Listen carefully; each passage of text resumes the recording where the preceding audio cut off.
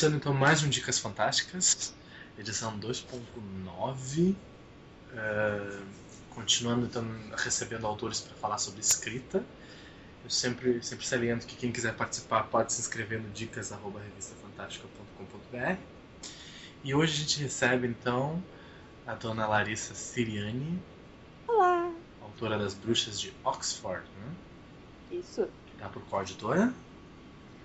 Pela Literata sai agora no comecinho de 2013. Isso, que tem o selo de qualidade Alba Milena, né? Eu sempre imagino a Alba fazendo uma joinha quando você fala isso. E do outro lado da mesa, o sempre sorridente Walter Tierno. Finalmente eu aceitei. Finalmente aceitado depois de uma árdua negociação, né? 2,5. Ele só aceitou porque eu tava aqui, gente. Foi, é o que foi mesmo. Depois de 2,5.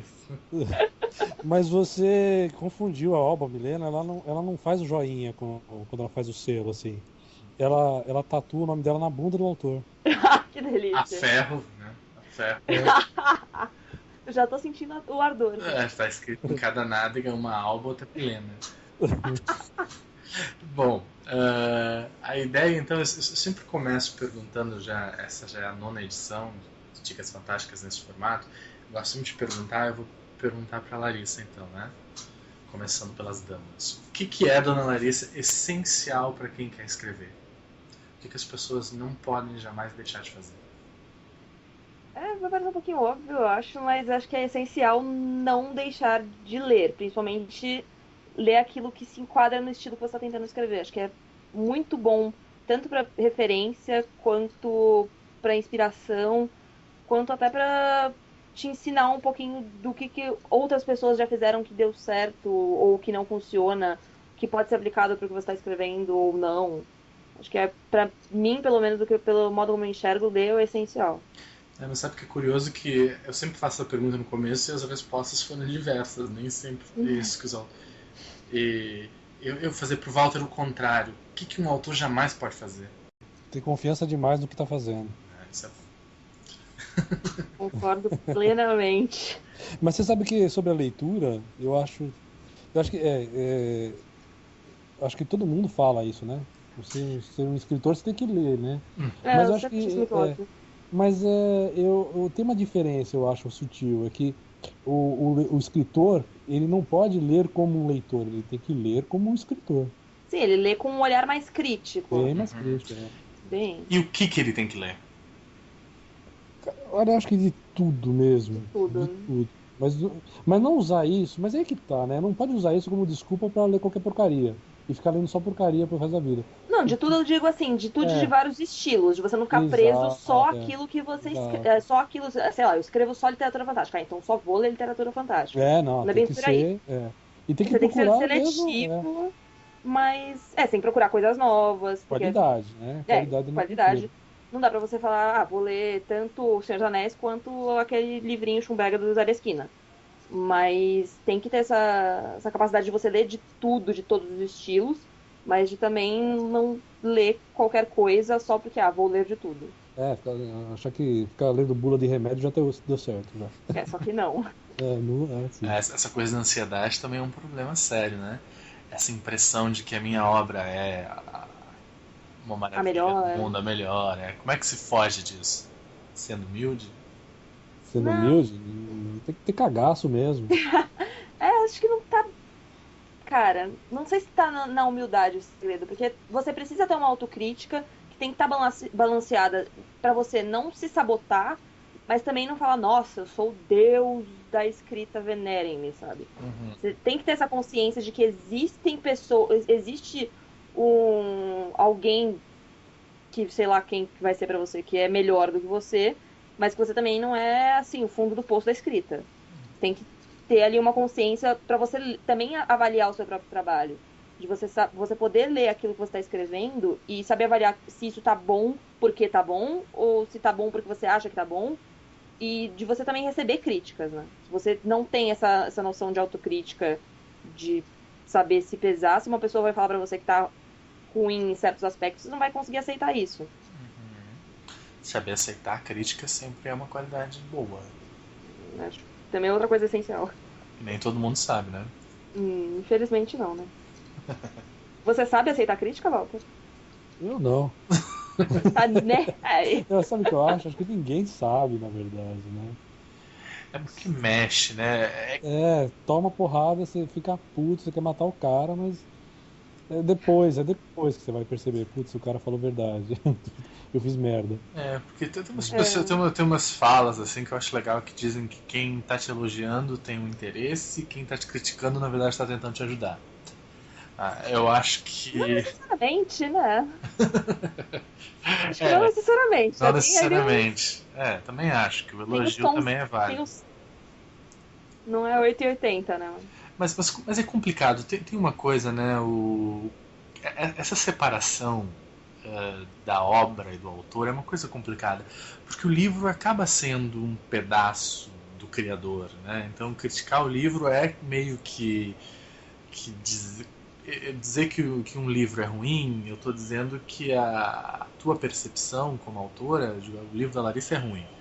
Tá em falha. Eu tô dizendo que tu não sabe, não soube o momento certo de é bom. Isso não sou agressivo. Como fugir Uhum. disso, né? Como para um autor não, eu não me importo. Porque é isso que o Walter falou, né? Sempre a crítica machuca, né? Porque, na verdade, é uma Assim, obra acho que de não. arte, né? É uma obra de arte. Toda obra de arte é muito pessoal, né? Sempre vai rolar pro lado É muito pessoal, pessoal né? porque você coloca muito de você, né? É, Você passa muito sempre tempo vai. se dedicando para uma coisa, então é muito difícil pro autor se separar, enxergar essa crítica de uma forma boa. Acho que, cara, não existe para nenhum autor essa capacidade mágica de você ver uma crítica negativa sobre o seu trabalho e falar, que lindo, olha que felicidade. Nenhum autor reage assim. A diferença tem que ser falso, né? Mas, Tem que ser falso Mas e elegante. eu acho que, assim, o marinheiro de tem que. primeira viagem, assim, se ele preparou o primeiro livro dele, né? Fez o primeiro livro dele. Aí a primeira pessoa que vai ler vai ser a mãe. A mãe vai achar ótimo, né? Lindo, maravilhoso. Depois, sabe, vai pros amigos. Cara, enquanto não tiver um cara que fala. Todo mundo elogiando, né? Todo mundo elogiando. E o cara tá se achando o máximo, né? Enquanto não Uhum. passar por um cara que, assim, não tem nenhuma. Não tá devendo nada pra Ligação ele. com ele, né? E falar: olha, isso aqui tá uma merda, hein? Não pode ficar satisfeito. É, Não pode ficar satisfeito. Esse que é o lance. crítica. No caso de vocês dois, tem uma coisa interessante, né? A Larissa, se eu não me engano, a tua primeira publicação foi bem jovem, né? Quantos Eu anos? publiquei o primeiro livro foi em 2009, tava com 17 anos. E, Foi no finalzinho de 2009, tava com 17 para 18. e o Walter com a Círio Velho é o contrário, né? Porra, chama de velho na É, cara dura. eu não sei se ele vai tirar isso, mas é um filho da puta, né? Quer dizer que ele não publicou jovem, né? Já Eu publicou. publiquei uma história em quadrinho quando eu tinha 28. Ele Mas tava maduro. por quê? O que eu quero perguntar é por que essa escolha de demorar tanto para escrever? Foi falta de oportunidade ou porque foi o momento certo? Por que tu demorou tanto pra publicar? Não, primeiro que quando eu era mais novo, não tinha essa facilidade, né? De publicação. Hoje em dia é fácil publicar, né? Já começa daí. Eu tinha publicado uma revista quando eu tinha 28, né? Foi em 2000, e foi um fiasco, aí foi uma porcaria, a revista tava uma bosta, eu cometi todos os erros. E quando você comete todos os erros, aí você quer acertar, fazer correto depois, né? Então aí demorei muito para preparar o livro, né? Para vir a publicar ele. Eu publiquei já que eu tava com 39, 38, né? Mas sempre Eu foi uma publiquei o vontade de primeiro. publicar mesmo mais novo. Sim, sim, O sempre. objetivo. Mas não. Mas eu achei bom, porque eu já tava, né, maduro já, né? Então, muita etapa de erro eu pulei, né? Pude cometer erros novos, né? Não, mas acho que é interessante, né? Tem aquela questão da maturidade, né? É, Já saiu mais formado, né? Uma sim. visão mais. E a Larissa teve isso. Pode falar. É, eu. Comigo foi um pouquinho diferente, assim, porque eu sempre tive o desejo de me tornar escritora. E eu escrevo desde os 13 anos, assim, e com 15, mais ou menos, eu comecei a postar os meus contos, os meus livros numa comunidade no Orkut. E aí o pessoal falava que tava muito bom, e comentava em cima, e dava sugestão, e aí você vai ficando animada, né? E vai, pô. Então quer dizer que, tipo assim, se tem gente que não me conhece, que tá lendo, que tá achando bacana, então é uma possibilidade. E aí começou a abrir, quando eu tava com uns 17 anos, logo que eu voltei do intercâmbio, tava começando a abrir mais espaço nas publicações independentes, tava começando a facilitar mais. E aí eu resolvi jogar o meu primeiro livro na rede num desses sites de autopublicação. E falava, vamos lá ver no que dá, né? Fui lá, imprimi os primeiros e fui vendendo como dava. Fiz aí uma parceria aqui, uma ali. E fui, assim, começando até, enfim, até chegarmos aqui onde estamos. Mas o bacana é que, assim, por um lado, eu acho que foi ruim eu ter começado tão cedo, porque hoje eu enxergo que as coisas, da maneira como eu escrevia, elas não estavam prontas nem boas o bastante. Eu não tinha um olhar crítico tão bom sobre o que eu estava escrevendo. Então eu terminava, eu achava que estava perfeito, que não tinha o que revisar. Eu não tinha o que acrescentar, nem o que tirar, e estava lindo do jeito que estava. Mas ao mesmo tempo eu também estava numa fase muito boa para receber crítica. Então se alguém lia e falava que não estava bom por X e X razões, eu ia aceitar e ficar pensando naquilo e talvez ou não aplicar aquele conselho ou aquela mudança. Então teve um lado ruim, assim, de eu estar muito imatura ainda, mas foi legal porque eu consegui as primeiras leituras que eu tive, assim, de pessoas que não eram amigos, que não era família, me deu um feedback bacana que eu consegui extrair muita coisa boa disso. Isso é interessante, né? Mas é também interessante reconhecer isso, né? Uhum. Da idade. Mas uma pergunta curiosa que eu também já fiz para outros, perguntando na trajetória particular de vocês, o Walter, que é diferente não só pela idade, do Walter. Como é que tu soube, Walter? Qual é o ponto exato que a Círio Velho estava pronto para mandar para a editora? Como é que é essa sua percepção? Porque isso eu acho difícil, saber como é que na tua concepção. Não tem, cara. Não tem. Na verdade, assim, você manda é, ainda achando que não tá pronto. Não, não dá. Você não consegue falar, putz, agora tá Mas que foda. Não. medidas tomou para isso? É. Pra, além dessa coisa, Tipo, amigo, eu não aguento mais mexer nessa porra. as pessoas lerem, alguma coisa assim? Sim, não, não, tirando a brincadeira, eu passei por leitor crítico muito chato, muito crítico mesmo. Passei por avaliação profissional do livro. Então tem uma hora que fala, não, agora tá pronto, cara, publica, né? Não foi muito escolha minha, assim, né? Eu recebi feedback falando, olha, já dá para publicar. Eu mesmo, se deixasse, eu mexer mais. Se deixasse, eu mexer mais. Porque, você não termina um livro, você para de mexer. Você para. Você para, fala, eu não vou mais mexer, senão. Mas tu concorda que de repente o sinal verde para ele tem que vir de outras pessoas, né? Então, Preferencialmente, né? porque a gente não consegue parar nunca, né? Vai ficar naquela coisa. Esse é o ideal, né? Né? Esse é o ideal. Quando tu chega à conclusão de que tá pronto, que é o problema, né? Porque não tá. É porque falta coisa ainda. É engraçado isso, porque eu passo muito por isso. Porque todas as vezes que eu termino uma revisão, com a hora que eu termino um livro, nossa, tá pronto. Aí passa 2 semanas, não tá pronto, tem 30 coisas pra mexer. Aí eu vou fazer a revisão. Aí eu mexo em 30 milhões de coisas e, nossa, tá pronto. Aí passa mais 2 semanas, não tá pronto. E eu vou ficando nessa. Todas as vezes em que eu termino, eu acho que ele tá lindo, perfeito, que tá pronto. E o meu feeling, assim, de tipo, agora vai, é quando passa um período de tempo, sei lá, 1, 2 meses, e eu não consegui pensar em mais nada pra mexer. E às vezes pode ser que depois que vá pra alguma leitura crítica, ou depois que eu envie pra uma editora, que eu me pergunte, cara, não, eu podia ter mudado isso, mas é muito raro de acontecer. Eu tenho muito esse problema, assim, de sempre achar que ele tá pronto. E depois que eu vou parando e pensando com um pouquinho de distância da história, que eu vejo que não tá pronto. Sim. Isso não é um ciclo, né? É um ciclo que vai se formando. E o que vem... o que vem na cabeça de vocês, por exemplo, para ver se é uma coisa comum? É o quê?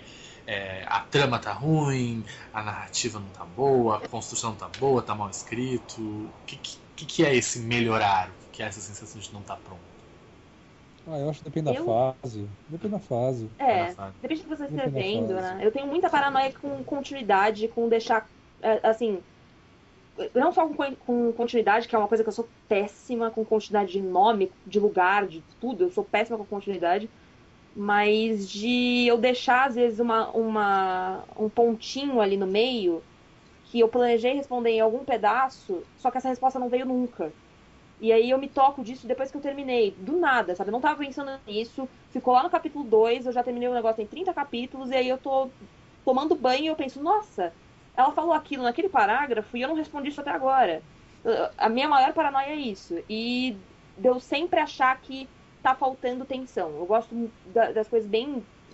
Por exemplo, quando eu tava terminando agora a continuação do Bruxas, eu sempre achava que tava muito fraco, que tava muito mole, que os personagens não estavam convencendo, que tava todo mundo muito fraco, que era todo mundo muito bonzinho, que tinha que ficar pior, tem que ser mais sombrio, tem que ser todo mundo mais pesado, tem que ter mais matança, tem que ter mais sangue. Aí, sei lá, né? Depende muito do que você tá escrevendo também. Melhorar pode ser de vários modos.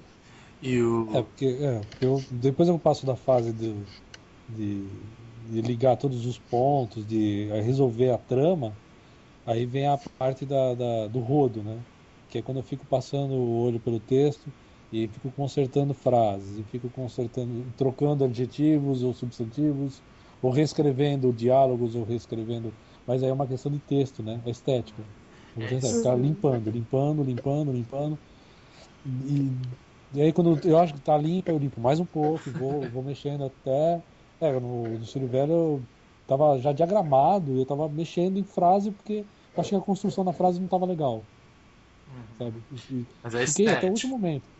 Estético, nesse último momento é estético. Eu faço isso lendo em voz alta. Eu leio em voz alta. Tipo assim, eu fico lendo em voz alta e diálogo principalmente, porque o diálogo pra mim é uma coisa que tem que ser muito falável. Se pra mim, quando eu tô lendo, tanto lendo só pra mim quanto lendo em voz alta, a frase não fica legal, aí eu vou cortar e eu vou escrever outra coisa. Eu posso, às vezes, eu já joguei diálogos inteiros fora porque não tinha uma frase que não tava funcionando.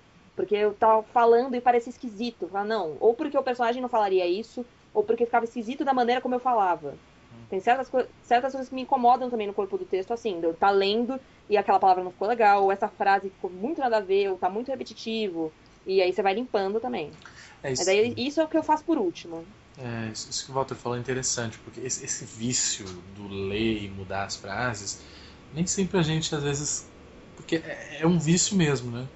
É uma coisa de... Não ficou legal, daí você tenta mudar. É meio que um vício em mudar, né? O meu você nunca acha vício, que tá bom, né?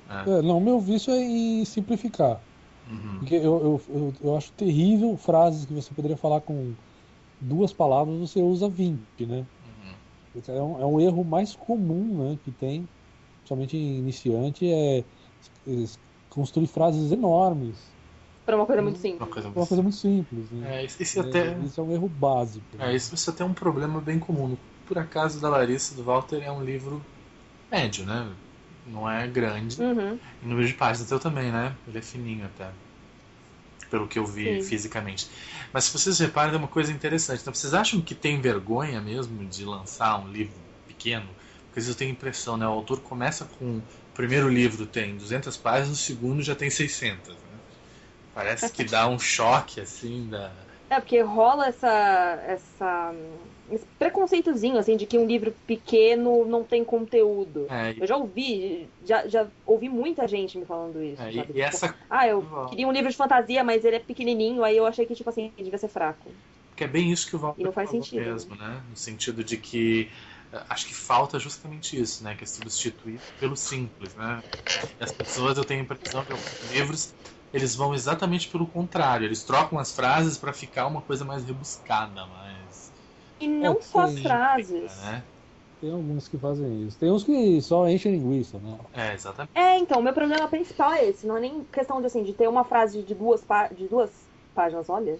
De duas palavras que a pessoa transforma numa frase de 20. mas de ter uma coisa que poderia ser resolvida em um capítulo e se estender por 15, sem a menor necessidade. E virar um enrolation que não acrescenta nada. Que não tá te acrescentando informação, que não tá te acrescentando no enredo, que não tá fazendo você se aproximar mais do personagem, não tá acrescentando em nada. E aí você passa 300 páginas esperando por uma coisa acontecer, pra ela acontecer nas 3 páginas finais. Você fica com aquela cara de... Eu me sinto... Quando isso acontece, eu tô lendo o livro, eu me sinto uma leitura muito enganada. Porque, tipo assim, dá a impressão que dá que eu perdi 300 páginas da minha vida. Você sabe que a Larissa falou sobre diálogo? Eu lembrei agora de um negócio que eu já dei essa dica pro Luiz, né? Sobre diálogos, para treinar diálogo. Primeiro ler bastante peças de teatro e depois treinar, né? Treinar escrevendo pelo menos uma ou duas peças de teatro. Que é peças você tem que escrever com a história é escrita através de diálogo, né? E isso treina muito. É muito bom fazer isso. Uhum. Eu já escrevi algumas peças de teatro, né? Há um tempo atrás, e isso me facilita muito quando eu vou escrever diálogo, né? Porque muitas vezes a história tem que correr através de diálogo, né? São os diálogos que constroem a história. É legal fazer esse exercício, de repente. Que é uma coisa bacana. E o caso do Walter, ele tinha uns diálogos difíceis ali no Círio Velho, porque são uns diálogos com sotaque ali, né? Aquilo foi. Não, cara, é Nha o nome da véia, né? Eu acho fantástico. No começo eu fiquei muito irritada, porque eu não conseguia decifrar. Mas é fantástico, ao mesmo tempo que tá escrito de um jeito que é bizarro e ao mesmo tempo você consegue entender. Mas eu tava mentalmente tentando imaginar aquela mulher falando e ficar, caraca, eu nunca consegui entender. É difícil, aquilo deve ter sido difícil pra construir, né? Porque ela tem só pra quem não conhece também o livro, né? Como é que é mais ou menos? Ela fala como os escravos, né? Com aquela coisa meio africana. Aquele negocinho assim, filha? É um português bem, né? Cortando, não tem plural, né? E os sons do I, né? O E tem som do I. Isso é um jeito simples de falar, né? Bem... Aquele negócio meio vó, né? Eu imaginei minha Banguela, bisavó falando, cara. Escrever diálogo pra Banguela é difícil. Diálogo de Banguela, né? Não, e foi muito legal a experiência de ter lido isso também, porque é uma paranoia que eu tinha de, tipo assim, eu vou escrever da maneira como se fala. Ou eu vou escrever as coisas bonitinhas, tipo, os verbos inteiros. Em vez de eu escrever um tá, eu vou escrever está. E não rolou essa noia com o Walter, pelo que eu pude perceber, assim. É, tipo, vamos simplificar o máximo que dá um diálogo de uma mulher que mal fala. Mas Grunhe. E é uma coisa bacana também da própria criatividade, né? Eu acho muito legal. Que eu não tive a ousadia de fazer ainda. Isso tem a ver com a questão histórica, né? Uhum. É um pouco você entrar no personagem, né? Você tem que entrar no personagem pra... Aí você vai falar como ele, não tem jeito. Então, como é que ela fala, então, Walter? Né? Imita pra gente. Deixa eu pegar um texto aqui. Eu tô sem o livro na mão, pô. Olha, desculpa. Pera aí, deixa eu ter que abrir ele. Porra, o cara me pega assim do nada. Calma aí. Você sabe, aí é uma outra coisa que seria legal também, já que eu falei de teatro, atuar, né? Experimentar, atuar. Olha que bom, não vou mais me sentir meio esquizofrênica de eu atuar como todos os meus personagens treinando diálogo. Não, atuar e fazer e se apresentar mesmo. Não, eu me apresento assim, na frente do computador, eu vou lendo e eu fico super emocionada. Você vai. Como é que fala? Eu tenho a plateia do meu computador. Não, cagona. Você tem que. Vai ser cagona. Teatro, você tem que. Hã? Eu já fiz teatro, sacanagem. Então, isso aí, você se apresentar com plateia. Você tem que. Isso é muito bom fazer isso. Traz uma perspectiva diferente do texto. Ter essa experiência, porque como você é obrigado a entrar num personagem, você começa a ter essa prática de entrar no personagem. Fora que é uma coisa divertidíssima, né? É divertidíssimo, eu acho. Eu sempre comento, as pessoas acham isso espantoso, mas quando eu fiz o segundo grau, que não existe mais segundo grau, uma das disciplinas era teatro. Que foi na... Vasta não ser, quer um cafezinho? Não? Vasta não ser daqui da vila que conheço cada arma daqui. Fui eu que judei, pari, tudo eles. Agradecida pelo charuto. Lá se você deve ter passado lá na venda. O Serafim sempre inventa de que eu só recebo visita se me trouxer uma caixa de charuto. Safadinho. Cadê o... Tem que dar Walter mais... é minha bisavó, né? É. Ponha palmas. Tem que dar o jeito mais banguela, né? Mais baba, né? Todo mundo. Daí tá dessa pra vender o charuto. Tem como pôr de toque um turco vendedor. E sabe vou chorar. que fumo desse charuto por aqui? Meu Deus do céu. Hoje em dia podia ser interpretado pela Laura Cardoso, assim, né? Podia, facilmente. A Laura Cardoso. Teria que. Eu fui falar isso em ensaio, né? Ensaiando você fala mais rápido, né? Bom, tem um outro ponto aqui que eu queria passar rápido antes de entrar nas dicas, que é uma coisa que que o Walter usou no livro dele, a Larissa, eu imagino que sim também, que é a questão da pesquisa, né? Uhum. Tem várias vertentes, assim. Eu faço a pergunta assim no ar. Todo livro precisa de uma pesquisa? Sim ou não, Val? Porra, não conheço nenhum que não precisa de uma pesquisa. O que é uma pesquisa? É ler livros, é assistir filmes, Cara, mesmo que seja você entrar dentro de você mesmo, mas você já fez uma pesquisa. Entendeu? Mesmo eu vou falar só do meu umbigo. Você já pesquisou seu umbigo, não tem jeito. Mas é possível fazer um sem pesquisa, não? Não sei como. Pesquisa é essencial. Acho que costuma ser, né? É essencial. É que mesmo que seja uma pesquisa mínima, ela existe, né? Mesmo que seja assim, vou pesquisar onde fica a cidade tal. Mas uma pesquisa já é uma wikipediana, pesquisa. né? Eu acho que nem comecei o quem Brasil escreve. assim. Eu acho que nem quem escreve autobiografia não consegue não entrevistar, sei lá, a mãe, a avó pra Pra saber. falar de si mesmo, né? Acho que não rola, cara. Mas eu digo no sentido de livros que tem que ler, né? Vou escrever um livro tal, eu sou obrigado necessariamente a ler determinados livros sobre, sei lá, no caso da Larissa aí, sobre Oxford, sobre bruxaria. Eu acho que isso aí vai mais de cada um, assim. Eu não. Acho que a pesquisa vai muito sobre o que você quer escrever e também o que você acha que se encaixa naquela pesquisa. Eu não usei nenhum, tipo assim, lógico, teve a parte assim de inspiração de Harry Potter que foi uma grande inspiração, mas eu não li Harry Potter por isso. Foi uma bagagem que eu já tinha que entrou como parte também. Mas não acho que existe assim, sei lá, vou escrever um livro de literatura fantástica. Eu sou obrigado a ler Senhor dos Anéis. Não, você não é obrigado a ler Senhor dos Anéis. Se ler Senhor dos Anéis, se você quiser, isso vai ou não te ajudar. Pode rolar uma influência ou não. Mas a pesquisa não é nesse sentido. Acho que existem outras maneiras de pesquisar. No caso da Círio Velho, ali tem uma história. Pesquisa, tem uma pesquisa histórica. Tem. Não só de histórica, né? Tem pesquisa de estilo, porque assim, o Brasil que eu quis retratar ali, não precisa ser.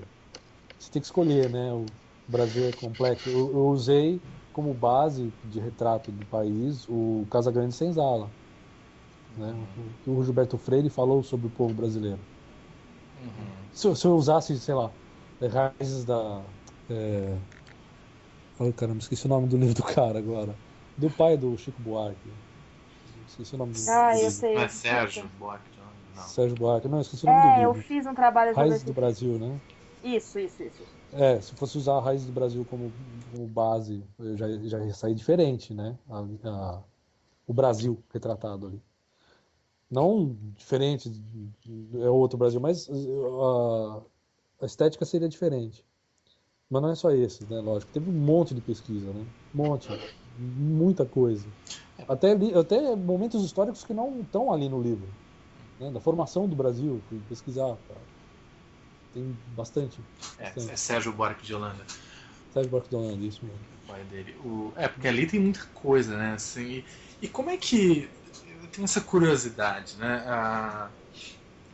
A pesquisa... No caso de ser um romance histórico, no caso do Círio Velho, não te limita? ou pelo contrário, mais ajuda do que atrapalha? Porque quer dizer, eu não posso fugir muito daqui. O negócio tem que ser mais ou menos nessa linha.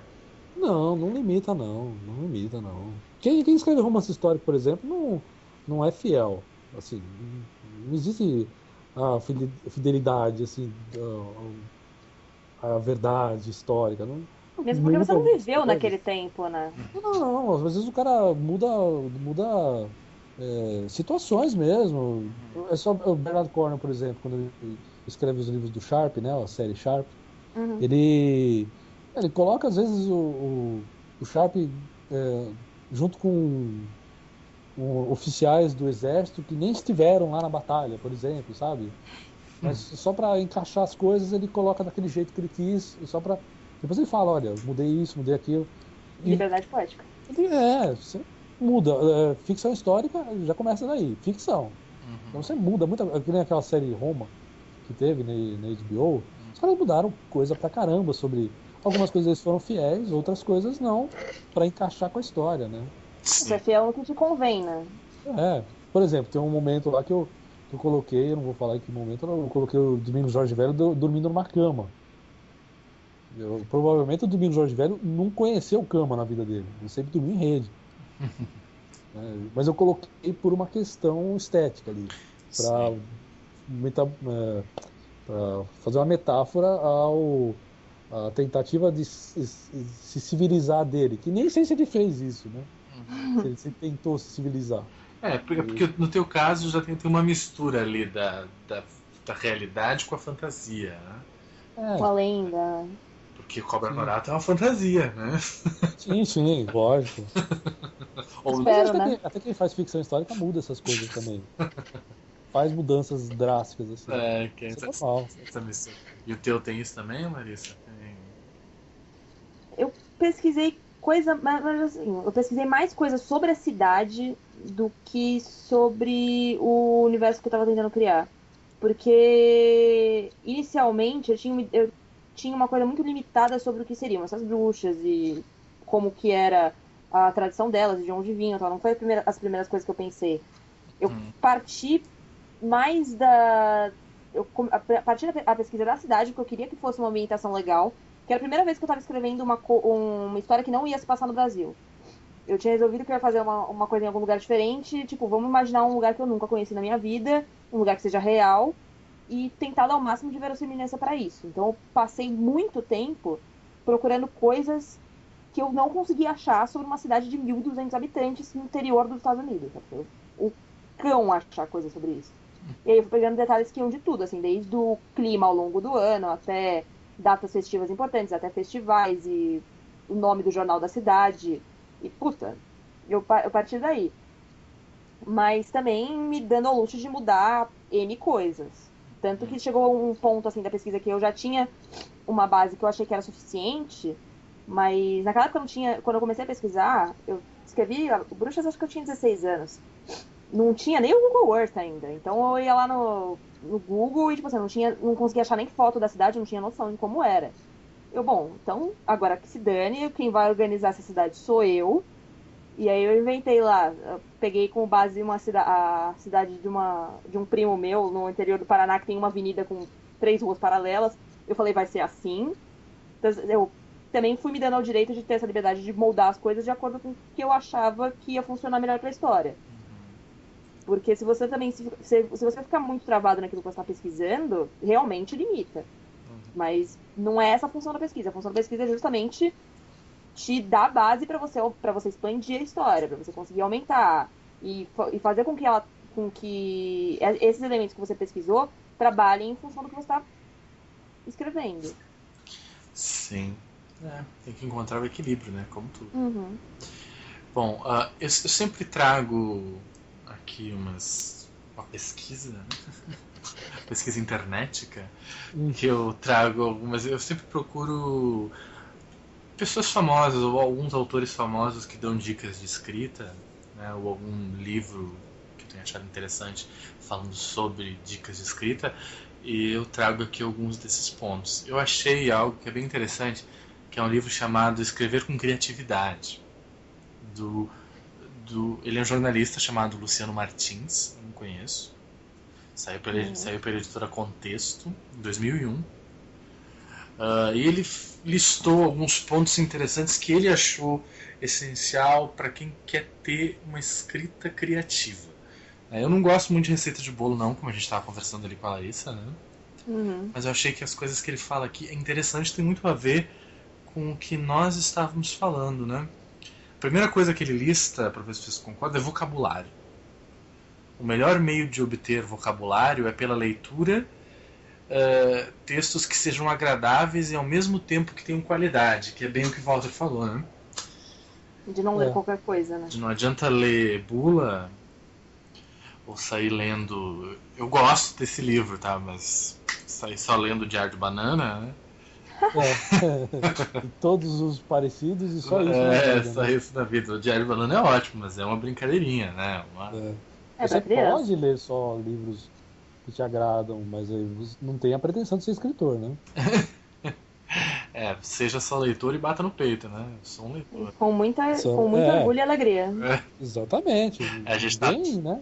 tá precisando de leitor, né? Cadê os leitores da Fantástica? Ok, cara, sabe? Mas assim, eu só leio, sei lá, Diário de Banana e sou escritor. Não é, meu filho. Desculpa. A menos que você tenha pretensões de escrever o novo Diário de Banana. Nem assim. Nem assim. Um outro ponto que ele destaca, que é interessante, a gente falou isso também aqui, que é uma boa maneira de adquirir o vocabulário é observar as coisas que acontecem em sua rotina. Olha as pessoas na rua, como elas se vestem, a maneira como andam. Mas isso não é só vocabulário, né? Isso é material-prima, né? Exatamente, eu não diria vocabulário. Vocabulário não é bem a palavra que eu usaria. Eu colocaria bem de fonte de inspiração mesmo, de matéria-prima. As pessoas reais. Porque tá em todos os lugares. Puta, quantas vezes eu tô, sei lá, ouvindo a fofoca de alguma amiga, cara, isso seria muito legal se eu aplicasse desse jeito, e aí forma todo além da sinopse na minha cabeça que eu talvez nunca use, mas tá ali. Exatamente, eu cito a Bianca Briones, que grava com a gente lá no Papo, também participou aqui do Dicas. Ela disse uma coisa muito legal, né? Porque tem sempre um certo preconceito pra quem gosta do Big Brother, né? E ela disse uma coisa legal, ela disse, eu só assisto Big Brother pra construir personagem. Desculpa. Eu gostei, né? Você gostou da desculpa furada, né? Não, mas eu acho que... Ali é um... Aí, sou uma ótima observadora de pessoas. Se tem uma coisa que eu gosto de fazer é escutar conversa alheia e ficar prestando atenção nas pessoas. Em todos os lugares. Eu adoro fazer isso. A minha esposa, ela fala uma coisa que, assim, pode até parecer prepotente, mas não é prepotência, não é nada do tipo. É real. Assim, o artista, ele vê as coisas diferente, ele observa coisas... É um observador comuns, crítico, né? Ele vê de uma forma diferente, né? Ele observa diferente, ele é atingido de uma forma diferente por tudo que está em volta dele. Então, tem que ter, e é observador, né? Tá sempre atento, tá sempre olhando tudo que está acontecendo. Então, o artista tem que ter uma visão de artista, né? Já começa daí. Mas eu acho que é mais ou menos isso, né? Porque as ideias, elas vêm no dia a dia, né? Elas vêm quando você menos espera e de onde você menos espera. O nosso amigo aqui, então, Luciano, também falou outra coisa que nós falamos. A gente tá bem, hein, de vocês. Ele falou que tem 2 problemas básicos para quem quer escrever, que é o excesso de autocrítica e a falta de compromisso com o conteúdo. Autocrítica é o que a gente falou, a falta de compromisso com o conteúdo. Não sei como dá para interpretar isso, não, né? Então, eu tenho dúvidas sobre como interpretar isso. É no sentido, assim, de, tipo, escrever por escrever, ou de não se preocupar com a qualidade. Um comprometimento com a escrita, talvez, né? Se for com a escrita... Conteúdo. Um outro ponto que ele fala é a insegurança. A sensação de insegurança que surge sempre que você tem que começar um texto é a mesma que ataca qualquer ser humano diante de desafios e mudanças. Meio autoajuda isso. É autocrítica, né? Essencialmente o lance da autocrítica. De, tipo, você ter excesso de autocrítica e aí você fica inseguro na hora de começar porque você sempre vai achar que tá ruim. Também não pode achar que tudo que se faz é uma merda, né? Também. Não, tem que, né, vai lá e vomita logo o que você tem pra falar. E depois você vê. Se feder muito, você não publica. E hoje pode estar ruim, mas amanhã fica bom, né? Pode ser, né? Secou, você usa de adubo, pronto. Secou, você pode usar pra outra coisa, né? É o bom e velho deixar na gaveta. A gaveta tá cheia e em algum momento, alguma coisinha dali vai sair. Depois ela volta. Fica fermentando ali. Tem Não, muitas vai ficar pessoas, pesando. as pessoas que falam que isso é uma fase do livro também, né? Que é escrever e deixar ele parado, né? Faz parte da criação. Faz parte. Que é uma coisa essencial para que as ideias venham depois. Também não pode se exigir muito, né? Achar que tudo nessa noite vai vir. Esse próximo que eu tô escrevendo, ele fermentou na gaveta já umas 3 vezes. Aí já tá pronto para o abate? Ainda não. Nunca? Nunca vai estar pronto, né? Novo, Não. Nunca. Isso qualquer um, né? Eu acho que qualquer livro nunca vai estar pronto. né? Eu volto recolhendo cera, né, de quem comprou, né? Não, gente, devolve aí que eu vou reescrever e depois eu dou de volta. Não, esse eu deixei, abandonei, chega. Porque às vezes é assim, né? Você não. Você para de escrever, na verdade, né? Não é que você. Não está pronta, você parou de escrever. Deu, chega, não aguento mais. É isso aí que eu tinha pra dizer. Né? Acho que a hora que você não altera mais o discurso, você já consegue se convencer a parar, né? Eu não posso ler ele de novo. Se você ler, você vai querer mudar tudo. Vai fuder. Conselho de autor, então não leia, porque olha. Conselho, não publicou. Esquece. Mas acho que o Bruxas eu não li mais depois. Ele foi pra primeira publicação e foi. E eu nunca mais li. E é engraçado isso, porque quando eu comecei a reescrever o segundo, porque o segundo também ficou de molho na gaveta tipo umas 5 vezes. E aí eu ia tirando e fazendo um pouquinho, até a hora que depois que saiu a publicação do Bruxas, eu falei, não, agora vamos lá, né? E aí eu tava com uma autocrítica pesadíssima, porque tava realmente horrível.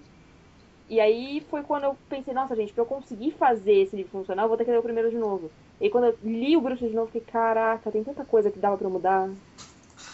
Mas a gente brinca, mas existem. A gente nem sabe, mas existem autores clássicos que reeditaram seus livros, né? O próprio As Viagens de Gulliver, ele tem acho que 2 ou 3 edições diferentes, né? Ele chegou a mudar coisas. O Humberto Eco parece que ele vai relançar O Nome da Rosa de uma forma mais ele enxugou o texto para o livro atingir gente mais jovem. Então, assim, é uma prática que não é nova, né? Uhum. Reeditar o livro não é uma prática nova. Mas também não sei se é exatamente aconselhável, né? Você sempre querer fazer novas edições e tal, não, né? Às vezes Fica acontece. um pouco paranoico, né? Às vezes acontece. Tem que bater no peito e dizer, da próxima vez eu acerto. Assume. Ele fala... Mas isso que é da faculdade, assume. Eu não pretendo relançar. Eu acho que o que eu tinha para fazer no Cira já tá pronto, tá bom do jeito que tá. Não pretendo refazer nada ali, não vou mexer mais. Se mexer naquilo lá, vai fazer uma versão, talvez, de história e quadrinho. Uhum. Mas aí o que é? Isso aí já é adaptação, já é outra coisa, né? Uhum. É outra mídia. Mas mexer nele, eu tô muito satisfeito do jeito que ele tá. Tá bom. Eu não pretendo mexer mais. Também tô muito satisfeita com o jeito que ele tá. Tem que deixar pra Catarina no futuro, né? Pra ele relançar. Se ela quiser mexer, né? Que é a filha dele, né? Pra quem não sabe, que é um bebê. Brigando pelos direitos autorais. Ela brigando. Bom, ela tá sozinha brigando, né? Quem que ela vai brigar? Não vai ter. Não sei, de repente. Brigar com você, de repente. É bem plausível isso. Mas eu já vou estar. Não, quando ela tiver os direitos do livro, eu já vou estar morto. Já. É filha única, não tem problema. Já tá reencarnado. Já. Ele tá brigando comigo reencarnado, né? Ele fala que tem um último dizer aqui que é interessante, que ele fala um pouco da criatividade. Ele diz, acredite, todo mundo pode ser criativo. Eu acho que não. A criatividade não precisa ser um estado permanente. Ninguém espera que você esteja sempre em alerta para escrever um texto brilhante. Sem alerta ficou sacana. Isso eu acho legal. Isso eu acho uma coisa muito legal. Porque é uma coisa que pra mim eu tenho uma autocrítica pesada sobre isso, de eu não ser criativo o tempo todo. Eu me cobro muito de tipo, eu preciso ser brilhante. Só que eu não preciso ser brilhante o tempo todo, né? Não tem um botãozinho que eu vou lá e coloco ligado na criatividade Eu e acho deixo que constante. uma lição importante, né? Eu acho que a gente já falou até nos bastidores. É importante reconhecer essa coisa da autenticidade, né? E da originalidade, né? Não vem com o papo de que é original, de que é a coisa mais legal do mundo, É. porque isso é furado. Normalmente quem fala isso desconfia, né? Uhum. Nossa, o que tem de autor que já chega falando, esse aqui é o novo grande sucesso que vai estourar a boca da puta que eu pariu, que não sei o quê. O cara já vem falando que tá com um novo Harry Potter na mão. Não, não, não. Pô, Você Harry tem um Potter não, problema.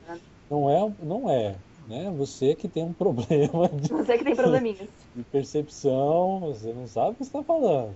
Eu também acho que reconhecer as semelhanças também, de certa forma, é louvável, né? Eu acho. Não, isso é outra coisa, Essa é né? outra coisa. Mas tem Isso é outra semelhanças, coisa. reconhecer que tem influências, porque tem muita gente que você às vezes constrói um paralelo, assim, mesmo, por exemplo, uma resenha. Você faz um. Eu já vi autor criticando resenha porque você comparou com um livro que tem uma história mais ou menos parecida. E aí ele ficou ofendido. Não, porque não tem nada a ver. Porque ficou com Ah, essa impressão de que de que você tá acusando ele de alguma coisa, sabe? Só que exatamente. não é assim, gente. Não Existem semelhanças que pode. não. As histórias são semelhantes. Acho que não Não. existe uma história que não tenha sido contada. Acho que É foi inevitável, né? o Eric Novello que falou, né? Não é. Isso. Você não. Se você acha que você está sendo muito original porque você leu pouco. Ele falou isso Muito aqui, né? pouco. Falou, né? Uhum. É ótima essa frase. É isso mesmo. Porque você Exatamente. não procurou o bastante, né? Porque com certeza não era. Porque não é original. Exatamente, ele falou isso. Eu sempre comento aqui também que é um elogio que eu faço ao Felipe Castilho, né, que tem até uma entrevista dele aqui que eu li, o Ouro, Fogo, Megabytes. A capa, eu lembro que a primeira vez que eu encontrei ele, a capa me lembrou muito Percy Jackson, né? E eu Aham. cheguei para ele e disse, Felipe, isso é na verdade um Percy Jackson é meio que um Percy Jackson com elementos do folclore nacional. Eu disse, pronto, ele vai me dar um soco, né? O Felipe, ele pensou e disse, pode ser. É uma boa analogia. Não quer dizer que é uma cópia, né? Não estou dizendo que o livro dele é uma cópia. Aham. Não, é Mas ele exatamente. reconheceu que essa é a linha, né? E eu achei isso muito louvável, né? Enquanto outros autores tentam, não, porque o meu revoluciona, eu escrevo de cabeça para baixo. Ah, e ele aceitou, eu acho que isso é importante também, saber reconhecer que. Olha, toda analogia que fizeram com outras obras do meu, porra, eu achei na boa, beleza. Que bacana, que legal que fez a analogia, porque na boa, não tem problema nenhum. Lógico, comparado já umas duas vezes com o Monteiro Lobato, né? O livro, tirando o racismo, o Ku Klux Klan e eugenia, pode comparar à vontade. Eu não passei ainda, acho que por essa experiência de compararem com alguma coisa em específico. Pelo menos não que eu me lembre. Uhum. Mas eu acho que Já se compararam. viesse. Porque eu, por exemplo, no próprio Bruxas, eu me inspirei muito em Harry Potter. E tem pelo menos umas 3 citações a Harry Potter ao longo do livro. E apesar de eu achar que a história não tem nada a ver, se alguém fosse me comparar, eu ia achar isso uma coisa ruim. Tipo, não tem como eu Deixa receber isso de uma rolar. forma ruim. Não. Por quanto mais me compararem com outras pessoas, eu vou achar o máximo, gente. A menos que seja uma coisa muito ruim. O livro, assim, ele é um objeto completamente pessoal à medida que ele é lido, né? Uhum. Tá muito sujeito com o que a pessoa tá pensando, né? Então, assim, A comparação pode fazer perfeito sentido pra quem tá lendo. o livro não é um só. O livro ele vai se Vários. multiplicando conforme vai sendo lido. Então, o seu livro vai ser lido por uma pessoa, ele é um livro na cabeça daquela pessoa. Na cabeça da outra pessoa, ele é outro, completamente diferente. Uhum. E assim vai. Isso é bacana. Exatamente. Tem que rolar isso. Se rolar isso, ótimo. Missão cumprida, né? Missão cumprida. Bom, Quanto mais livros forem formados, melhor, né? Muito. Oh, eu gostei da frase da Larissa, né? Pode comparar, desde que não seja com um livro ruim, tá bom. E esse negócio do livro ruim também é muito relativo, né? Porque de repente uma comparação que pra mim é com um livro que eu acho terrível, a pessoa tá colocando isso como sendo uma comparação maravilhosa, né? Olha só, tem livro que você gosta, tem livro que você não gosta, tem livro que fala bem pra você, assim, ele te toca, tem livro que não tem nada a ver com a sua história de vida. Uhum. Tem livros bons e tem livros que é uma merda. Não tem salvação. Não é que não é Que não é que eu não gosto, né? Que o mundo não gosta. Tá errado. Ruim, é ruim, tá errado. Tem. Não adianta que tem. Não tem solução. Não tem solução. Bom, encerrando mais um Dicas Fantásticas, agradecendo então a presença da Dona Larissa. Muito obrigada pelo convite, espero voltar mais vezes. Uhul. Que convite?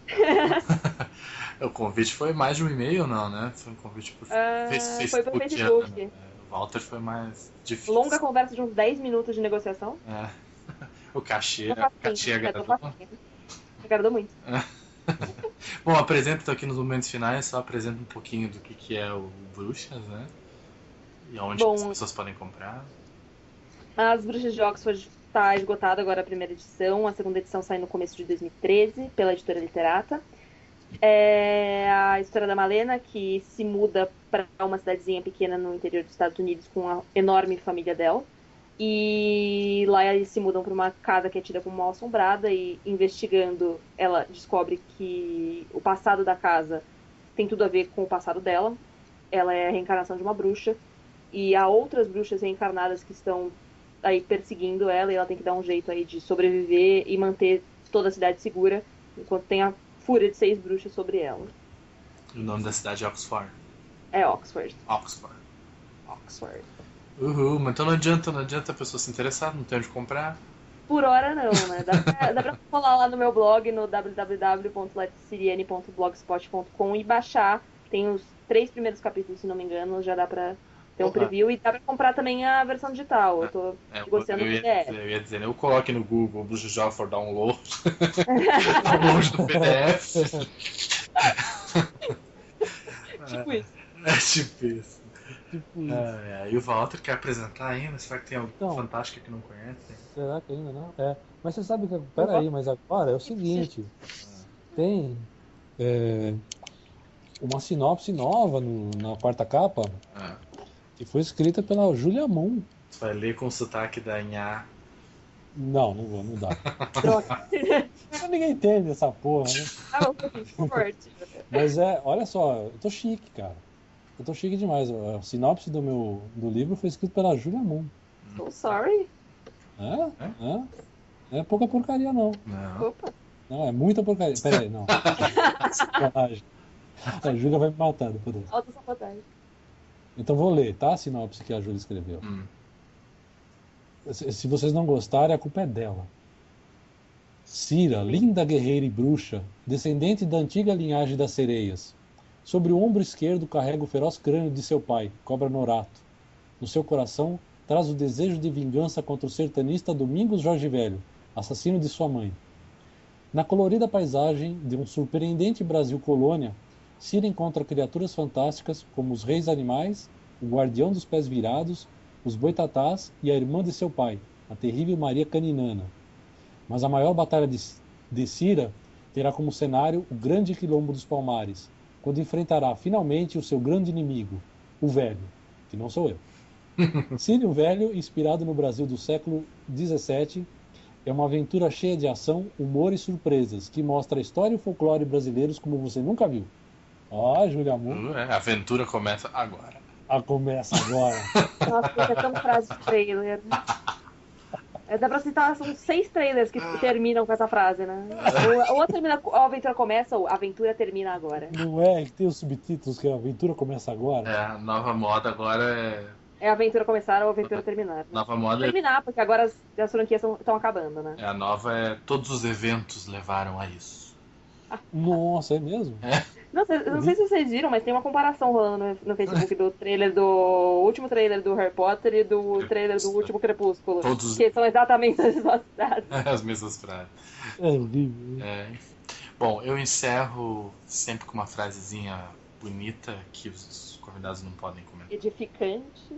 Não, essa eu tô usando frases mais destrutivas, né? Ui. Essa que eu achei muito boa. O nome dele é Nicolas... Não sei falar francês, ele é um poeta francês. Bourlet, sei lá. Que é... A frase dele é muito boa, acho que vocês vão gostar. Ele disse o seguinte: antes de escrever, portanto, aprendei a pensar. Profundo. Eu acho muito bom. Só pra contrariar, eu vou dizer que não gostei, tá? Brincadeira. Eu ia até pedir pra vocês livros que vocês não gostaram, eu não vou fazer. Bom, então é isso. Até a próxima. A gente logo vai mudar de temporada, o Dicas Fantásticas. O próximo episódio vai ser o último episódio, aquele das revelações, assim. Você já tem gancho pra próxima temporada. Vai começar a passar aquele da Larissa. Larissa está grávida de quem? Oh, dan, dan, dan, dan. Já tem os convidados do próximo? Não. Que bom, né? Ele já tá contando com um grande final aí, sem saber nem quem vai vir, né? Mas beleza. Ejaculação precoce.